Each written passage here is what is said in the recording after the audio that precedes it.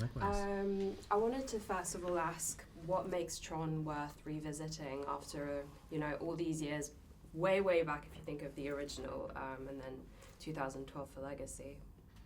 Come on, you want to take it? Oh, 1982 to now? I was born in 1982, so I always remember exactly how old this franchise is. I mean, I feel like Justin and Sean are better equipped to answer this one because you worked on Legacy.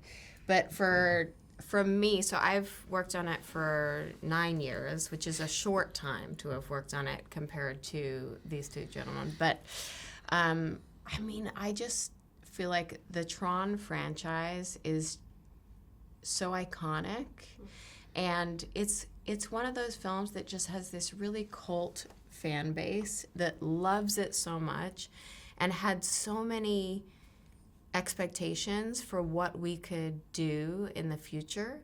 So I feel like we had a really high bar for ourselves here to make the best film possible, and that's what we tried to do. Yeah, and I think that it's interesting. It's Tron has always, the stories in Tron have always been in lockstep with or just ahead of technological progress since 1982 in lots of ways, and I think that continues now. And I think it's really exciting. I think about a lot Steven Lisberger. In the early 1980s, everyone was obsessed with thinking that aliens were going to come to Earth, and instead he was making a movie about intelligent life inside computers, and that's come true. Or the idea that we think about, we see fantasy stories or sci-fi stories about visiting distant planets. We still can't yet do that, but going into a virtual world is now possible. And so I think as technology evolves, and now we're at this, significant moment where there's going to be a real paradigm shift, I think, in our lives with artificial intelligence. This movie's also talking about that. And so, it's still a big, fun action adventure movie that you want to see in the cinemas and just explore as this sight, sound kind of thrill ride. But underneath all of that, I think it sort of provokes an interesting conversation around technology and how it impacts our lives. The original Tron was famously sort of shunned by the Oscars for not being real special effects. So the idea that computers could be an artistic tool wasn't widely accepted. And do you believe at this point that the industry's relationship to AI could follow the same trajectory that CGI has?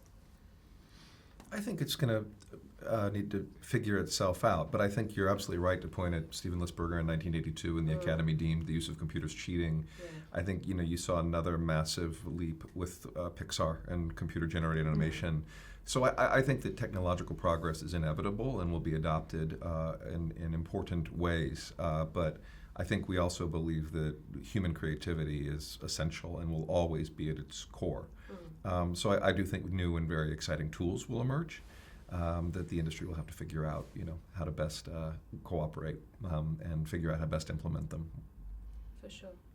And obviously Tron was a pioneer of the digital frontier for film.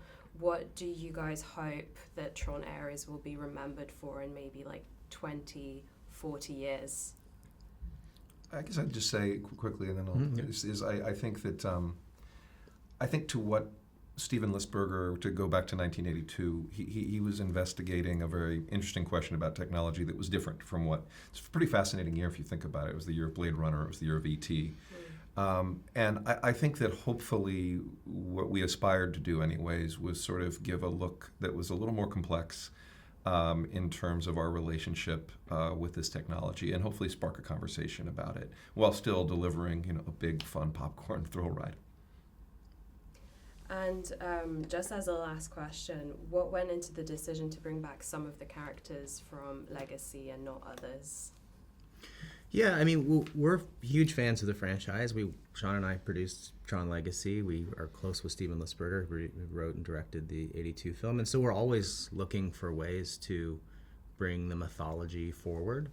But I think really it just comes from a place of story. We just thought about what's the story that feels most relevant right now, 15 years after Tron Legacy, and what's the through line of that story. And then we fit the characters in the best that they the best that we could. I think it's, in a way, Legacy's similar in that we took the foundational story from the '82 film and then we told a new story, bringing some of those characters forward and the concepts of the world forward. And I think we've done the same thing here, and we are very aware of all that's come before this and have really tried to work at keeping all of the previous stories kind of alive and those threads alive throughout this one, while telling the best version of our movie that we think will resonate with audiences now. I mean, Tron is Jeff Bridges. That's what I always think. It's like you can't make a Tron movie without Jeff Bridges, who I just fall in love with more every time I see him on screen.